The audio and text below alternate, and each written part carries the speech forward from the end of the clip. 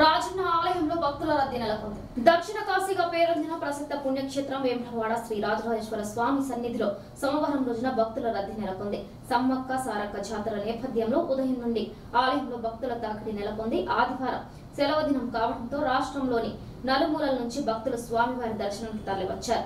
దీనితో ఆలయ ప్రాంగణం పరిసరాలు భక్తులతో సందడిగా మారాయి. కళ్యాణ కట్టలో తలనీలాలు సమర్పించి ధర్మగుండంలో పుణ్య స్నానాలు చేశారు. అనంతరం భక్తులు స్వామివారిని దర్శించుకున్నారు. పలువురు భక్తులు స్వామివారికి ప్రీతిపాత్రమైన కోడెమొక్కలు చెల్లించుకొని పరివార దేవతలను దర్శించుకొని తరించారు.